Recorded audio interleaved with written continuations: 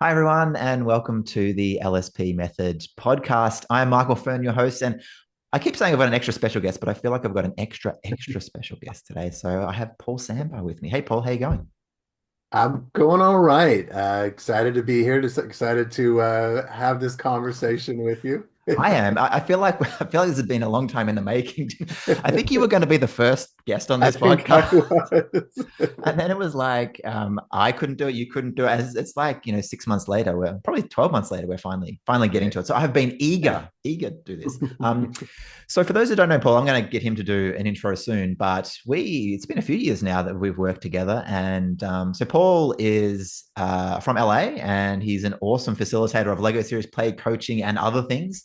So we've sort of worked together to, well, he's the one who's just combined it all, which is what we're going to talk about in this podcast. But it's been nice working with him on the partner program and seeing all the people that he's been training, and he's been training a lot of people around the world. You can tell us about all the places you've been flying to, as well, to London. But Paul, tell us about your background. Like, how did you get into coaching, Lego Serious Play? Take us through it. Yeah. Well, I promise this won't take the entire podcast, but let do, me, but do let it. me, I'm but let fascinated. me, well, but let me go back to, 9 years old, right? Which is when, if when we think about Lego, well, when I think about Lego, I think about, um, well, I'm sharing it from an adult mind now, obviously, but I think about how I used to feel when I had my bricks. Mm. And,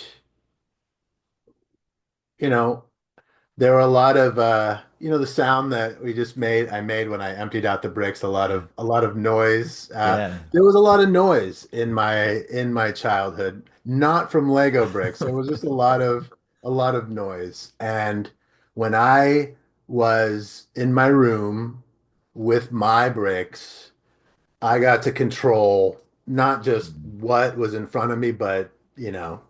a lot of my environment because I felt really comfortable and dare I say even safe and secure in that space. And I really do remember just how good it felt to build. So much so that I actually, as I got to be a bit older, started thinking about who I wanted to be when I really grew up. I actually went to university to become an architect. So Okay. I Building. love building. Yeah, I love building. building. Like Nice. I really did. So like architecture, at least in the United States, you start from day one, not and so I got accepted to the university and then specifically accepted to the School of Architecture, and Mm. day one you start building, right? It's a 5-year Nice. program. And it was great.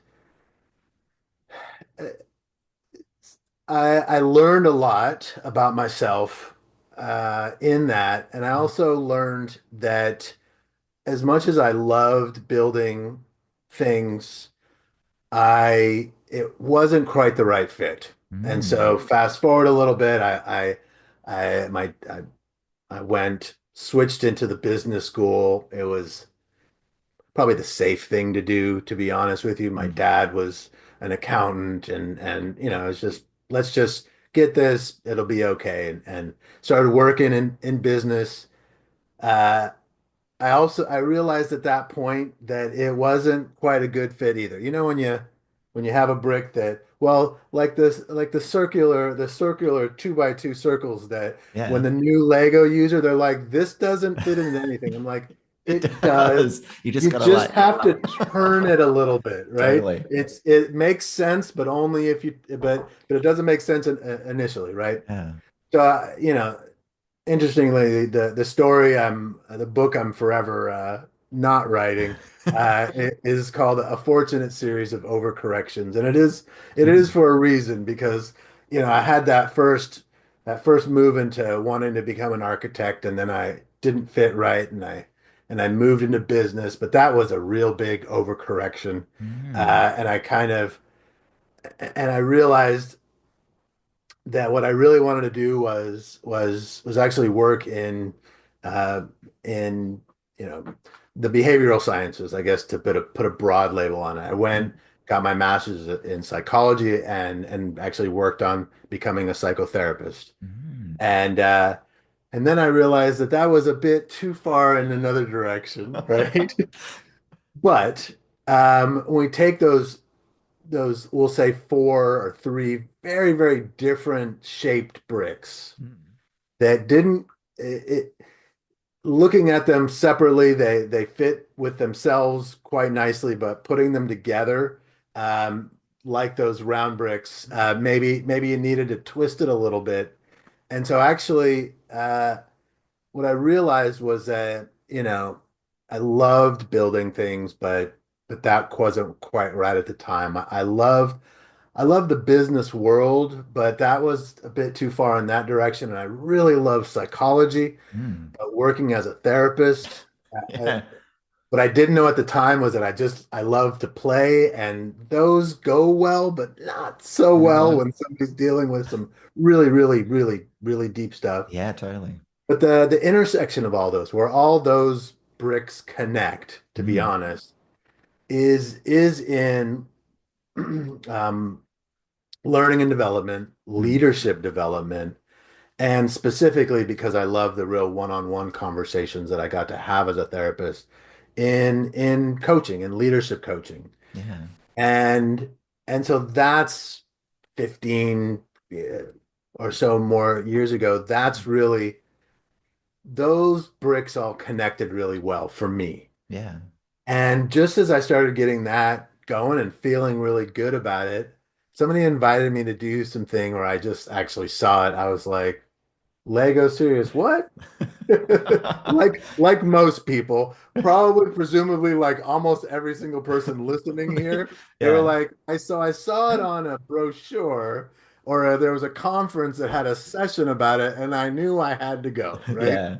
So, yeah, so that many moons ago, I went and did a session at a conference and said, "Oh boy, this is this really." It was like the capstone brick Yeah. on top of all the architecture brick, the business brick, the psychology brick, and then that really just like it made it all connect really Yeah. well. And so Yeah. interestingly, the story I tell people now is that I actually am an architect. Yeah. It's not wood or concrete. I help build people. And Yeah. then the fun part about it is I use plastic Lego things Colorful to help plastic. to help them, yeah, colorful plastic to help them understand how they want to build themselves. And so, I know I'm gonna go more deeply into coaching with Lego Series Play in a moment, but Yeah.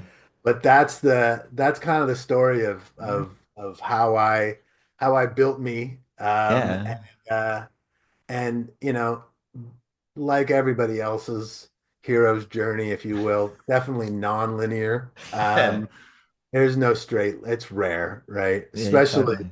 especially for us. And I mean, you know, at 9 years old, I didn't go, Yeah. I'm going to spend the majority of my life playing with Lego, Lego. If yeah. I would have been grounded, and my dad would have said, I would have Yeah. been getting into psychology a lot earlier than at 9. Yeah. Wow, Paul, that's an awesome story. I was getting tingles there because as you were talking, I was just reflecting on my journey, and we've worked together a bit over the last couple of years, and I feel like we work really well together, even though we sort of off doing our own things. But when we do chat, I feel very in sync. We're of a like mind with a lot of things, and just you talking about that, I'm just like, oh my god, that's like you've encapsulated your story wonderfully. But I feel like that's part of my story as well. Like I went to computer science and I went to business. I had a background in psychology, and I was just like, oh my god, it's the same thing. I was just like, I was bouncing between these like things that are okay but not right, and the same thing happened for me. Lego Series Play was like this joiner. It was the almost like the base plate that everything sort of fit on. Anyway, I know this Yeah, yeah. podcast isn't about me, but reflecting on that, I was No, just no, like, but that's, damn, I mean, but that's really similar. that's how it works, right? Yeah. Like taking from one of the theories that potentially that, I share when I'm training people, I talk about like constructivism and constructionism, right? Mm. learning isn't a transmission. I'm not, for the people listening, I'm not, your vessel isn't empty. I'm not pouring bricks into it. Yeah. You have a bunch of bricks there, and I'm taking my bricks, and you're making all these connections, right? Yeah. It's the same way, right? We don't Yeah. get all of it, which is why, I jokingly, refer to as the fortunate series of overcorrections, Such a right? good title. Such a good It's the title. reframe for a lot of failure, Michael. I mean, that's really It's because there was a learning, time where it learning. felt like failure. No, no, because there was a time it Yeah. was like, business didn't work, or just step back. Like, I thought I was going to become an architect. I started drafting at age like 12, and I did Mm, all the stuff in in my younger years, and then I thought I was gonna, I graduated from university right at the peak of the first dot-com bubble. I'm mm. aging now, but it was like, I'm gonna make $1 million, working 85 hours a week with this tech stuff, right? It's like, And then psychology was like, to be honest, I loved it, mm, but I was not mature enough at the time, mm, in my late 20s, to to sit with the pain of my clients mm. very honestly. And Yeah. it was negatively affecting me. It was not sustainable. Yeah. So then I took some time, and to figure it out again, and a couple years went by, and that's when it all started. I took a coaching certification, and I was like, okay, this is I get to take the business stuff, the understanding of what leadership means, and I get to take the take the understanding of the human behavior of the Mm. psychology, and then and now now it looks it when I'm talking about it, it's like, oh yeah, it makes perfect sense. It Yeah. did In not. hindsight, connecting all the dots. Not at the time. Yeah. There was some dark bricks. Yeah. There was some really, really dark bricks that didn't fit. That didn't I didn't, that Yeah. didn't Yeah. feel Yeah. like they fit into anything, right? Yeah. And some of them probably didn't. You probably jettisoned. I think that the Yeah. meta point I'm really taking on board is it's like just do. Like for me, it's been just do something. Like I got into this, you got into these paths, and it's like do things and adapt. Like I think that to me that's one of the keys. A lot of people get that it's not so much procrastination, but it's almost like a paralyzation Yeah, yeah. of the many possibilities. And it's like you just do it, and then the path will, as long as you can adapt, as long as you're flexible and change and Yeah. resilient, and then I think the path just makes it for you. Yeah, you're keying in on a theory that used to talk about quite a bit when I did work quite a bit with young adults, Mm, as a coach in a psychology in a psychotherapy setting, mm, um, called the paradox of choice. mm. And so that's interestingly, the gentleman was an economist. It's an economic theory, Okay. that has been translated more into psychology, into this notion of well, way back in the day, maybe our parents or even our parents' parents, you pretty much knew what you're going to do. Yeah.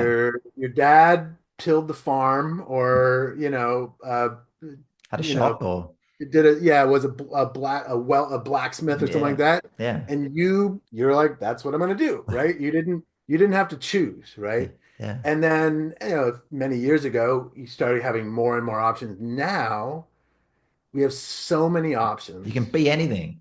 You can do anything, right? You don't even have to be a human anymore. I'm gonna become a robot, right?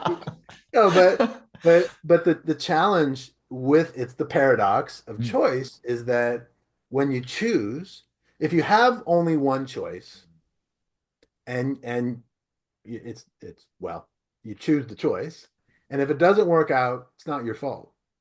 yeah. If you have 1,000 choices and you choose one and it doesn't work out, you blame yourself. It's on you. And Yeah. then you're less inclined to want to choose again. That's Yeah. the theory, right? Yeah. But that's the reason why it's used so much with young adults now, is that so many. I mean, young adults, old adults Yeah. are, and because we have so many bricks to choose from, Yeah.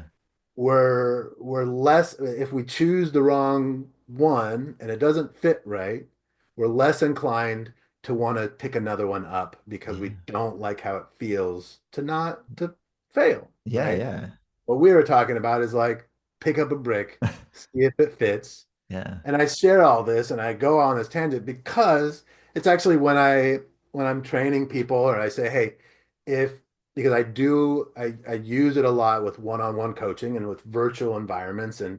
and I have a specific coaching kit which I can share a little bit more about, but oftentimes, you know, the client says, "Oh, I got my own Lego. I'm bringing it all in." Great. They're like, yeah, I've got an 8-year-old and a 10-year-old. I have a few buckets in the basement. Yeah. Yeah. Wonderful. Don't grab all the buckets. Yeah. Yeah. Grab about two, three handfuls, find a minifigure, and if you see a kind of a plate looking, a flat looking one, grab one of those too. Yeah. Now I go, why can't I just bring the whole thing? Well, what will happen is I'll give you a prompt, and then you'll want to spend about maybe 3 hours trying to answer that question. But if you just have 50 bricks, Yeah. right? We know Lego Serious Play is about building thoughts, Mm. ideas, feelings, notions, Mm. curiosities. But people learn how to build by building things, right? Yeah. Yeah. And so their default setting will be to try to build a thing. Mm. And in the training, we start off, the tower is the thing, right? That's why we start off in that way because it makes sense, right? Yeah. It's safe, Yeah. right? But if we give them 1,000 bricks and tell they're going to want to spend all the time creating the thing that they're trying to explain to you, Yeah. when we know the real juice of the matter is the metaphor, the meaning making, Yeah. the actual, the part where they go, well, and this is why I built something that I told you I didn't know exactly what I Yeah. built. Which we're going to get to. I can't wait. Because my mind will fill in the blanks. Yeah. And that's really Because where sort of creativity and that's where the right, gold comes from. It's right. It's not knowing what if I mean, I tell my, in coaching, like I'm like, listen, if you know how to do it, we don't need to be here. yeah, yeah. Like if Exactly. the work we do as coaching and as facilitators is about helping people see the same thing with a new Mm. set of eyes. Yeah.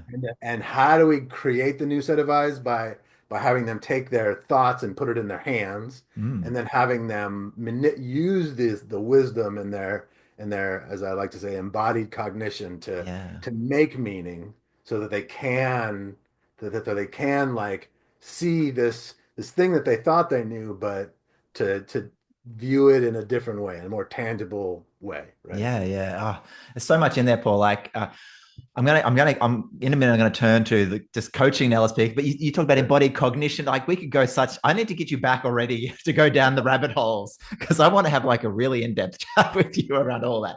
But given it's our Sure. first podcast together, maybe Sure. maybe we'll do the 101 for people. Yeah, yeah. Yeah, um, no, that sounds good. Otherwise, I could be talking about all that fun stuff. Like it is, it's really the underneath of what we're doing. Like I love the way you talk about it in terms of the hand wisdom and embodied cognition, and there's so much going on underneath which we both know and people experience. Yeah, But let's just talk. Let's just go high level for the moment. So sure. for me, you're like, I know you feel funny me saying this. You're at the top in terms of LSP and coaching not just in the US but in the world. Like Yeah, the way you think about it, the way you teach it, the way you bring people along and share your knowledge and things like that. So you've talked about coaching. You really like that one-on-one yeah, experience, and you brought Lego Series Plan. So maybe just talk us high level about how sure. you bring that stuff together in terms of framework or your thoughts around just how do you combine Yeah, both those things? Because most people that are listening either probably might not have heard of Lego Series Play, or if they have, they're more into the group stuff, like like I do. Like I got 20, yeah, 30 people. So talk us about coaching in Lego Series Play. sure. Well, let me first start by saying that let's say maybe not 30 people, but let's say a team. You're if for those of you who are LSP professionals, you're doing a teaming session, right? Mm, Maybe they're a new team and you're helping them come together and understand who they are as a team, or mm. maybe they're an existing team and you're helping them figure out how to exist better together, right? Yeah, Whatever. yeah. Regardless, I want you to actually take that mental framework and bring it into my one-on-one view, right? So let's say there's 8 people on the team, and there's a couple people that are really good at process and procedure, and there's a couple people that are really big blue sky thinkers, and a couple quiet ones, a couple loud ones, a couple ones that that as emotions come up to the surface a lot, and a couple others where you'd have to slap them in the face to get them to say Yeah, something, yeah. right? Well, there's parts. Every team has different parts and pieces, and a high performing team has taken all those disparate parts and figured out how to work well together, and Mm, then and potentially they may come to us to help them figure out exactly. They're like, we kind of have an idea, and maybe when they build it, they really can see why they and how they do it. So take that parts work. yeah. Uh, I got that in my and mind. yeah, and now take it to the fact that in inside of each one of us, there's all those same parts. Mm, There's a yeah. part of us that maybe is good with process, and there's a part of us that might have a lot of emotions bubbling at the surface. We have parts of us, and so first and foremost, my coaching my LSP coaching framework, it uses a good amount of what we would call Gestalt theory. Mm, There's mm, Gestalt psychology, and then birthed from underneath it is Gestalt coaching. mm. And that uses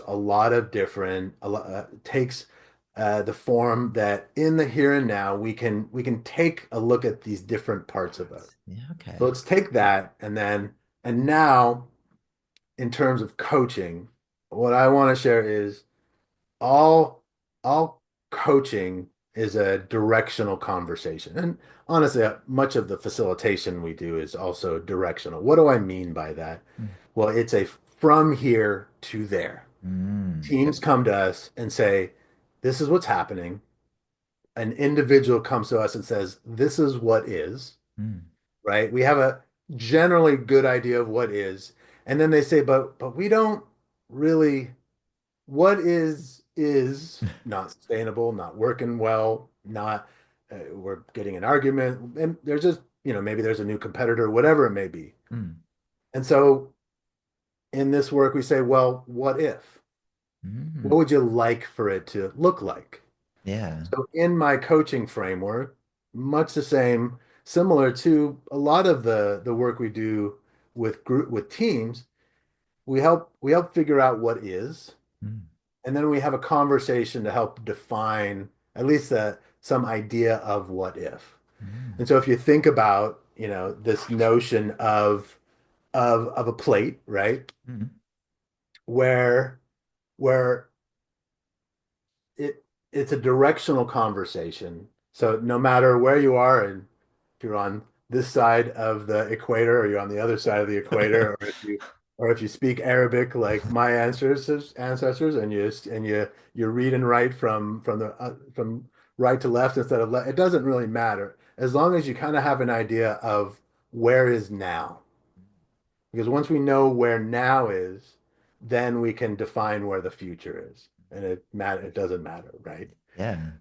So when we can understand what is, and then we can contract and understand what if, and it doesn't always look perfectly like this, it rarely does, right? Yeah. But what happens is we can talk about the space, the relationship, the parts of you that you know, or the parts that you have to look outward to get to help you bridge the gap Mm, between what is and what if, right? mm, Maybe there are blocks. pun intended, in the way Yeah. that are limiting you from getting there. But generally, it's about how do I move from where I am to where I want to go? Mm. And so this one-on-one conversation is much like the shared systems builds, Yeah. just with one person. Yeah. Okay. Very iterative, very much about what's bringing more of what's working, about pulling away what may not be working and noticing what it feels like, noticing how difficult or challenging it is to take that brick and throw it away. But also me as the coach saying, "Oh, I noticed you pulled that and you literally threw it across the room. It happens." You're like, "I just don't want it anymore." And I'm like, Oh. "Okay, that's great. That's the emotional part of you showing up. Yeah. Let me ask the procedural part of you. What's the process for you removing that thing when we leave here today?" Mm. So we ask two different types of questions. I ask questions of my client, right? Mm. I'm just going to use your name for this. So Yeah. Michael, what do you need to move from here to there? Mm. But I'm also going to ask questions of minifigure Michael, Mm. because it's just as much about viewing it from from a, I'm going to add some more psychology here, so Mm. more from a dissociated view of the system, Mm. but also stepping into the system through the eyes of minifigure Michael Yeah. to see what it's like. So in that moment, you took whatever that was and you tossed it away. I'm not gonna ask minifigure what just happened. I'm gonna ask you, how do you do that in real life, right? Yeah. It's easy to pull a brick and throw that thing across a room. So it's this notion of having this very iterative conversation where, back to this idea of trial and error, of Mm. like, I'm just going to see what it feels like to move myself here, to notice what minifigure me sees. And Mm. if it doesn't work, I can move myself back. I knew exactly where it was, right? Yeah. Yeah. And this idea of doing things twice. We can move things here and notice what it feels like to do it there. Mm. But then we have to talk about, well, how do we Yeah. actualize that? And so it's this notion of iterating, but also, because oftentimes you can talk about what you want to do, Mm. but the doing it, that's the harder part. So you kind of Yeah. have to do it a little, like practicing here. Yeah. Yeah. And It's like then, a and mini then we talk version. about how to actually really do it out there, right? Yeah. Yeah. Oh, so much good stuff, Paul. A couple of things that spring to mind is I love the way you were talking about have the mental model of how you do a Lego series play session for a group. And that's, with all those different parts and how that translates to what you do with the coaching, where it's almost like with coaching, it's the same thing. It's just internal. It's just all in Right. you. It's Whereas parts with of you. yeah, whereas Yeah. with the group, it's the sort of intersubjectivity. Whereas for us, your coaching, it's intra. It's like within the subject versus Right. between subjects. But all that is just how you group it. Like, Yeah. yeah. Yeah, yeah, So yeah.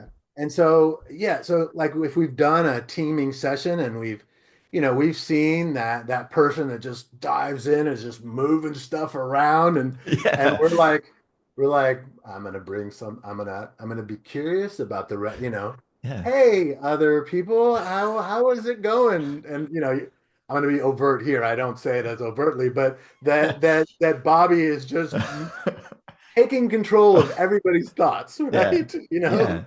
But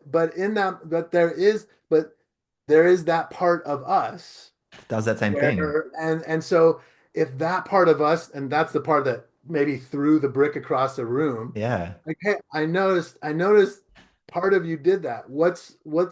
Is there another part of you that wanted to keep the brick there, Yeah. right? Yeah. Oh, I love it. I love it. So for me, like I've always thought of I like this. We're talking about identity, like, and I've Yeah. always thought identity.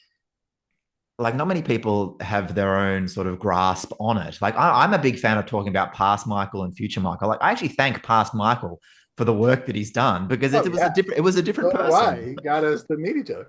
Yeah, exactly. So past Michael, thank you for doing that work. And I think in the now, like I'm doing certain things because I know future Michael and future family, but future Michael will appreciate that. And so I think that the playing of it's not just one identity within us, and what you're talking about is like in the here and now, there's the different parts within us. Yeah. So and then I'm even saying, well, temporally you can you can play with that as well. So Well, I love all that understanding identity in a different way. Like it's not one homogenous thing. It's you can play yeah. with it. Right. Well, so let me just, this is just a random build, but this is on one of my my coaching base plate, right? Coaching Yeah. plate, right? Which is rectangle. It's an I used to use a 16 by 32, but when I created the training, I realized just how much coaching is done virtually now, just how much we send, or just how much we don't meet our clients in Mm. person. So I had to figure out a way to condense it to make it just right so it can be mailed out. I mean, here in the States, for $5, $6, right? So Yeah. it's only, total, it's only costing me about 12, $13 to mail a kit, a window kit with a few other parts. Yeah. Um, but temporarily, that's one of when I'm in the training, one of the modules where I say is perspective shift questions, right? Yeah. So if this is what is, and so we can look, I can say, well, look through minifigure Paul is looking through I'm looking through minifigure Paul's eyes to look into the future to Mm. see where I'm going. But I can also turn it around and look from the future. Mm. So future Paul Mm. can look and go, oh yeah, I see that there I feel good because I'm in a place of that I stated this desired state where I've actualized this goal that I have. Could be a project, it could be whatever it may Mm. be. But I'm able to look at it from this future state and look into and see how I can get there. And this goes back to this notion of the meaning making mind or the meaning seeking mind Mm. where and I train people, I say, and this is where I deviate a bit from the teams and groups aspect. I say you got to get brave with the questions. Yeah. One, just just step into this world where every brick can talk. Mm. You just have to be brave enough to ask a question of it. Yeah. And even if it doesn't seem like there may be something that works, ask the question, ask them what it might look like to step into the future, to look at they may, because of this notion of the meaning making mind or the meaning seeking mind, however you want to term it, Mm. when we build something, if we don't know what it is that we built, existentially, it doesn't sit well with us. Yeah. And our ego comes in, it's like, you built this. You have you got to know what it is. And so the brain will create meaning in the moment. Yeah. I tell people, I'm like, when you're on the edges of your client's awareness when you hear them say, well, it didn't really mean much, but now that you ask, it means this. And I'm Yeah. like, that's when you know that, and it may not come up in every session. You don't try to go for Yeah. you're not aiming for it, but that's when you know that they're at the edges of the edges of the bricks, the edges of the base plate, right? Yeah. Yeah. Oh, I Edges of like their that. awareness because you're pushing them, or you're challenging them. Back to what I said about coaching, and this work that we do is about seeing the same thing with a new set of eyes. Yeah. And you just have to be brave to ask rather silly questions, Yeah. right? But step back and be like, we're playing with toys here. So So we got permission to it's do not a that. departure, right? Yeah. Yeah. I love that. Like the two things that stuck in my mind, you've been talking a lot about perspective and perspective shifting. And I think that's just one of the keys. I just can't see how you can do it without something like Lego. Like it's like you've got to give it physical form to be able to like shift perspective from temporarily or different parts of the Yeah, or current. associating into what the feeling is, right? Because all each one of these, each one of the bricks, the gestalt of it, to use Mm, the language that I use, the whole is us, right? mm, And so be curious about the whole of it. Also accept it as it is, right? In mm, coaching, we use this, it's almost cliche, but we say the client is whole and resourceful, mm, right? And it's often because we is a distinction from the practice of therapy where mm. therapy or psychology is from the from the medical model, Yeah, where in the medical model people come to us because they're broken and it's our job to fix them, yeah, right? yeah, So so so coaching, people come whole, they're not broken, they yeah, just want to expand on the wholeness. yeah, And so I say, listen, every build, every artifact, whatever, it's the whole is okay as it is, mm, unless the client wants to see something different. yeah, And they come to us because they're like, hey, this is what is, but it's just not, almost all of this is good, but there's just something not that I want to change. yeah, Great. yeah, yeah. That's where Let's you can change help. it. Yeah. Oh, Practice. I love Like it. see what it looks like. Yeah. And if it's not right, you'll know, Yeah. Oh, I love it. and then you can change it. I love you sort of, I'm not surprised. I love you sort of analyzing the metaphors behind the sort of frameworks we use. Like you were talking about the medical broken, Yeah.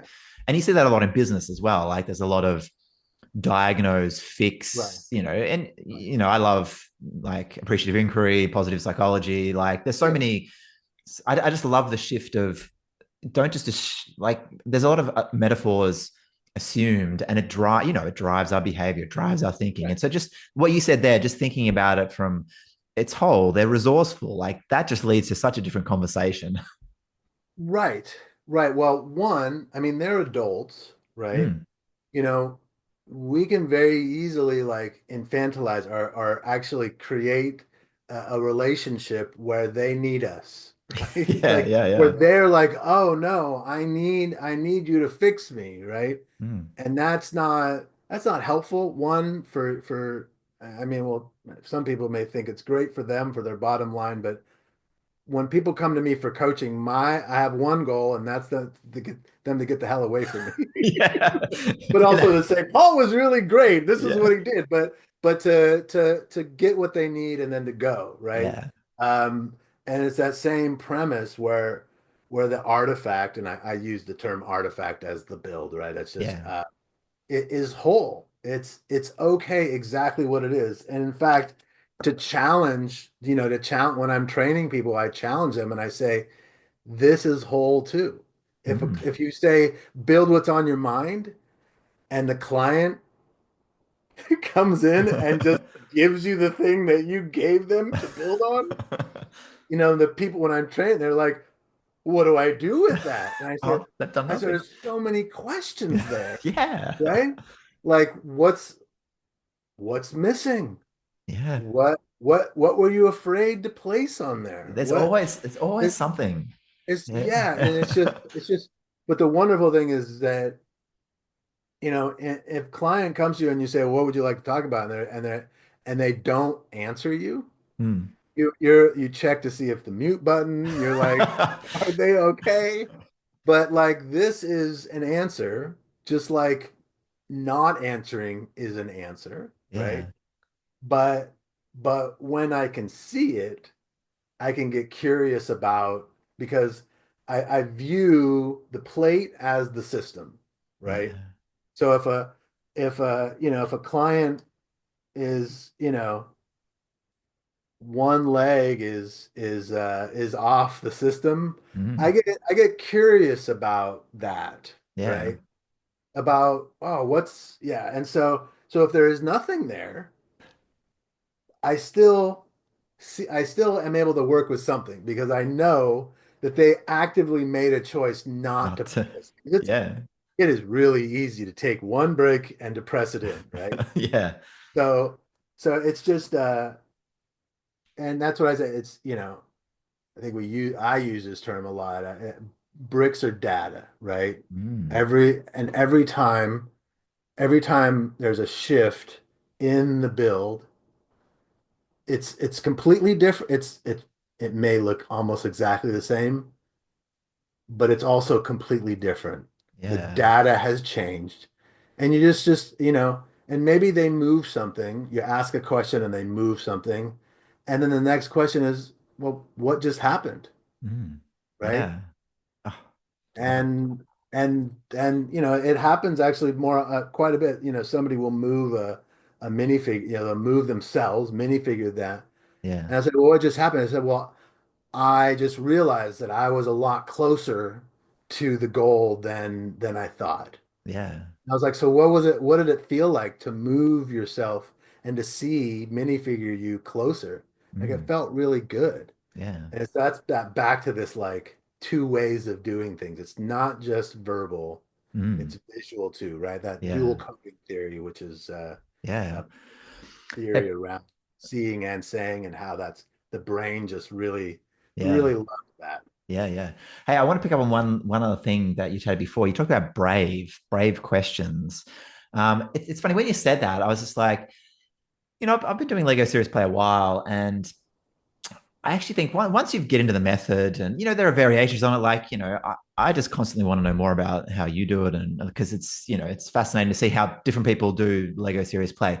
But that's all of in the end, that's all sort of not the mechanics, but it's you get to a point where you're in the groove, you're comfortable, you know how to facilitate Lego Serious Play, and I think once you get to that point, the the sort of leap, the horizon, the thing that keeps you going, it's the question. It's the brave question. I actually think that's Yeah. where I need to get better as a facilitator. And I think once we get a group of people around the world that are, that they get up to a level of, we're training a lot of people, which is great, but they need that experience of dealing with clients.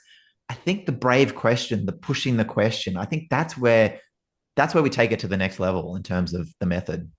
Well, it's the reflection question, Mm, right? The question that come so the build prompt we want to have nice and nice, you know, we may not always know exactly what it is, but generally we have a general idea that it's expansive, but it's not so expansive. yeah. It's defined by the question that we're trying to answer, maybe for the purpose of the day, Mm. but it's that reflective question for me that is It's like the because probing, the that's pushing, the well, that's the part where where I try to get brave, yeah. and also my God, I gotta, how much easier it is to be brave in a one-on-one conversation. Well, that's the thing. I think that's what I need to get better at in the group situation is to ask those braver reflection questions. Because I mean, I think for me, if I reflect on my practice, like I usually go in pretty cold to a team, like as in I've never met them. I know I've met the Yeah, manager, yeah, or yeah, yeah, and so that's part of the thrill of it. You go in not knowing what the hell's going to go yeah, yeah. go on. This could go But sideways. I think I'm getting to the point now where even in a group situation, because I'm an external facilitator, and it is hard when you're an internal, and you've got to sit next to them when you leave the room. Yeah, yeah, But I think that's one thing I want to try and do. And I think we could all sort of strive towards is that braver reflection question, because we know the method works so well. Like it sets the scene. It's how far we want to not push it, but it's how far we want to reflect, how far we want to dive deeper. And anyway, that's just a reflection for me. I want to get better yeah. at asking No, but braver I mean, questions. yeah, it is. And that's where I come back to this notion. I mean, I may sometimes overuse it, but I'm like, listen, the bricks can all talk. Yeah, I like that. They can all they can all talk. You just have to be brave enough to ask a question of them, Mm. and also to be okay if the client goes, yeah, nothing. But that's Yeah, you know what? you got to So, ask the question. coaching, we talk about like asking questions without attachment to the outcome. We if they say it's nothing, we go, okay. Yeah, And what would you like for it to be instead, right? Or whatever. We move on. And that's I love facilitating, but I really love coaching mm. um, because it challenges me so much. I I mean, part of it is that I do like the more intimate one-on-one conversations, right? And what I hadn't shared yet, the other similarity is that in this work, it's because so much of it is about how we relate to ourselves Mm, and to the thing we're talking about. The space and relationships between the builds or mm. between the bricks is just as informative and just as important as the bricks themselves, right? Yeah. Especially because it is on a it is on a finite surface, right? So Mm, like, three studs is, oh, I notice it's two now. What does that mean for you, right? mm. And it could be I feel closer to it, or it could be it pulled me in. I'm afraid. I don't want to get any. Yeah. But Ah, it is this notion where um facilitate the way I explain it, and I love both. Yeah, as a facilitator, I have a general idea of my musical playlist. mm. How people dance within each song is like up to them, and I gotta move to their beat within each song, but I know that at some point that song will end and I know what the next song is coming. Mm, In coaching, I know the start of the first song, mm. and then I hand the records to the client and they get to play the rest of the music and I just got to dance. It's terrifying, but if you give into it, amazing things could happen. Both are Yeah. great, Yeah. right? It's I think as a coach, and I think it's that because it's a one-on-one conversation, it's a lot easier to go, you know what? That wasn't a good question. Mm. Let me ask it better. Yeah. I Yeah. if I was talking, I mean, I've done that in a group before, for sure. Yeah. I'll own it, right? But I really, in coaching, I'm like, yeah, it just wasn't a good question. If I do that facilitation in front of a large room, I'm like, oh no, I'm gonna be thinking about that for the next few days. Yeah. Ah, so much good stuff, Paul. Like, yeah, there's so many things. I want to ask you when your next course is. I want to come over. I want to come over and sit in on it. There's so much good stuff that I could learn. Um, but I am wary. I'm taking up all your time. So did you say you did a build? Was that build or was there another one? Was it that one? I did a build, and And bring some meaning to it. I told you that I jokingly said, I had some big surprise. I had some Lego to my left and to my right, and there was some stuff half built, and then I just started throwing some things on there. And I told you that I wasn't 100% sure of what Yeah. I built. And so, and then I said I would meaning make in real time. So Yeah. here I am, let me Yeah. say. And on my head, I have a megaphone, and right now, what's surfacing for me is just these last few minutes that I've gotten to be able to share out this gift. But what I'm going to do is actually bring myself a bit closer to further into the future. Mm, So if I were to turn myself around and look at the past and notice what I see, um, there's a lot of stuff there.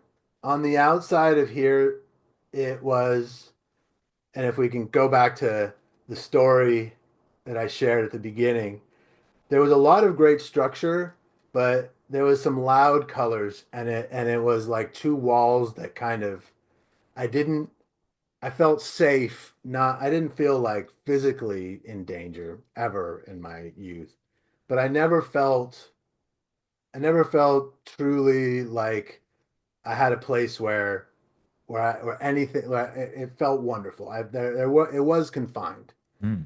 but I moved through this gingerly moved through this threshold and see happening right now meaning making. I moved through this threshold, and I felt chained into what I thought I needed to be. I felt like I needed to. to I needed to tend to this here. This is my family of origin. And this is all coming up for me right now as I Yeah. share. I needed to tend to what they thought I needed to do. And that chain stayed with me. Um, so much so that, this red piece here, I had a lot of fear that I wasn't living up to what I thought they needed to do. Mm. And so this orange brick that is, and if it's illegally placed, the Lego police would definitely tell me I am stressing the studs, but I had to break free from how things should, how I thought, to be honest, how I thought they the stories that I quite honestly created in my mind about what I thought that I should do. They may have been hinting it, but I made it up more than what it was. But I broke free of that. I did a legal move, right? And what I found is here. This is a lamppost. This wonderful idea with all of these eyes looking at me, and this flower that is growing. This is this is this is the wonderful idea of Lego Serious Play. And once I broke three of all this, I can look back at this fortunate series of overcorrections and realize that when I was standing here at the beginning, this black thing looked like it was a blade coming at me that was, I mean, it's the propeller brick, right? It was a blade coming at me. But now it's a steering wheel. And I would never have realized that I got to be at the control of this journey if I didn't make it through all of these things and break some of the rules that I had in my head, and find a great tribe of Lego Serious Play facilitators, and so that's me. That that is one. Oh, thank you, Paul. I'm not a good enough coach to want to dive into that. Like I just No, thank you for sharing that. And there was such a wonderful little insight into a couple of things. You said you wanted to make meaning in the moment, and you did. And it's sure I did. guess it's a testament to what we're trying to do with Lego Series players. But just to get an insight into that little base plate, you talking about the shifting of perspective. And I was fascinated. I was watching you as you were telling it, and you were, sometimes you were at minifigure Paul, and sometimes you were back at the past.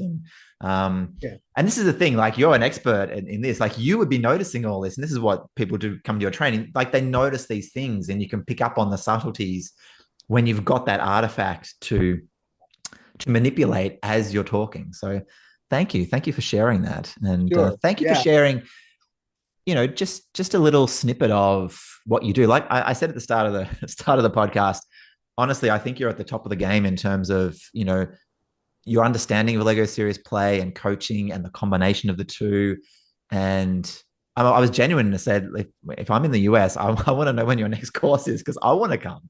Um, In I, time. re- I really think that it sparked off so much in me that, with Lego Serious Play, I've got a young family. And so I'm just juggling taking kids to school and running workshops. But to see someone like you, the depth and the way you talk about it and the way you're pushing it forward, like it's inspiring to me to want to be better, braver, even in some instances. So, I, then it's definitely been worth it. I mean, obviously, I knew coming into this that this would be a worthwhile time to be able to share, yeah, but I've but taken almost all of your time. yeah, no, but I mean, it's really,